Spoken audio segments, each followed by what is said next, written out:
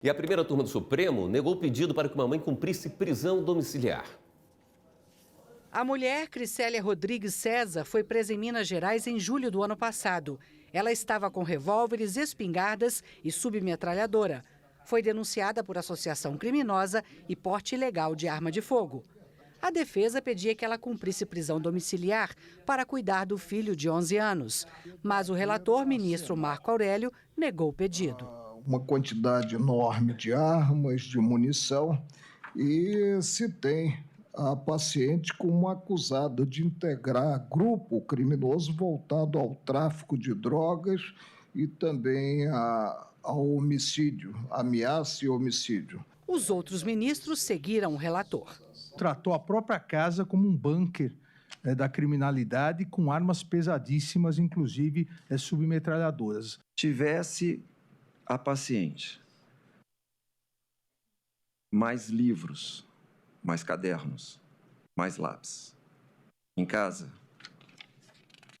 para cuidar do seu filho, que hoje conta 11 anos, talvez ela não tivesse hoje separada do filho. Os ministros também julgaram habeas corpus de Amarildo Ribeiro da Silva, condenado a cerca de 7 anos de prisão por organização criminosa e associação para o tráfico. Segundo as investigações, Amarildo fazia parte do primeiro comando da capital, o PCC. Ele foi solto por uma liminar do ministro Marco Aurélio por excesso de prazo da prisão provisória. O subprocurador-geral da República pediu a cassação da liminar. Trata-se de paciente que integra a organização criminosa, uma das mais famosas deste país, conhecida como Primeiro Comando da Capital, ou pela sigla PCC. O relator reafirmou o voto. Enquanto não transitada em julgado o título condenatório, a custódia como provisória, como preventiva. Mas implementei, em maio de 2018, a medida cauteladora.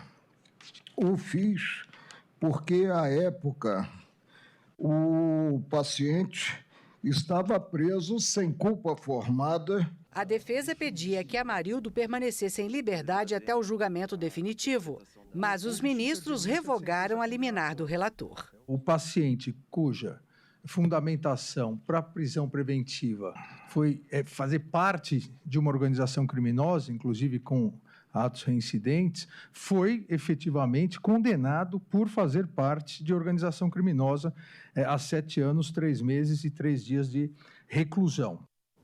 A consultora jurídica Karina Zucolotto também esteve na primeira turma e tem outros detalhes da sessão.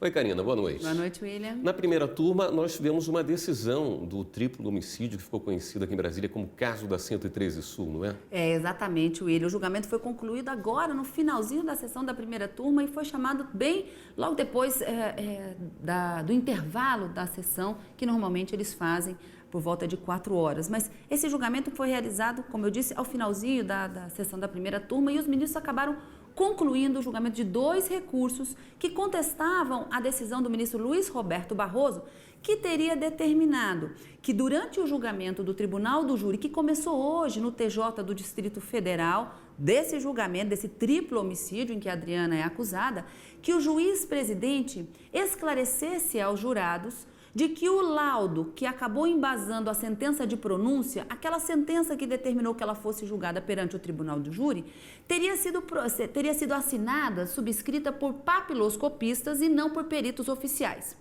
Contra essa decisão, vieram 2 recursos. Um da defesa de Adriana, alegando que deveria ser anulado esse laudo e, consequentemente, essa sentença que determinou que ela fosse julgada pelo Tribunal do Júri, e com isso, portanto, cairia esse julgamento do tribunal. E também um recurso do Ministério Público, defendendo que esse laudo, não obstante subscrito por papiloscopistas e não por peritos oficiais, não traria nenhuma ilicitude e traz indícios suficientes de autoria e materialidade para embasar essa sentença de pronúncia.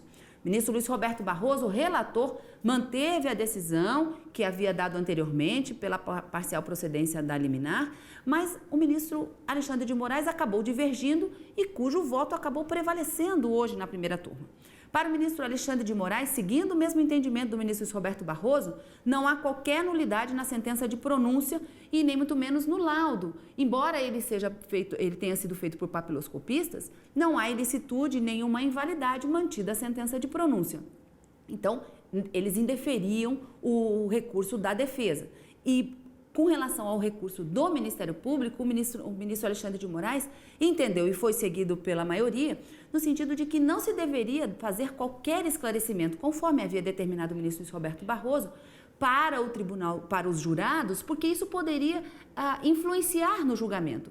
A contestação do laudo cabe à defesa para tentar derrubá-lo e ao Ministério Público para defender a sua validade e a sua licitude. Não caberia ao ministro determinar que o juiz fizesse isso durante o julgamento. E essa foi a decisão que prevaleceu agora no finalzinho da primeira turma, mantendo o julgamento do Tribunal do Júri, reconhecendo a validade da sentença de pronúncia e determinando que essa decisão do Supremo Tribunal Federal fosse imediatamente comunicada ao Tribunal de Justiça do Distrito Federal.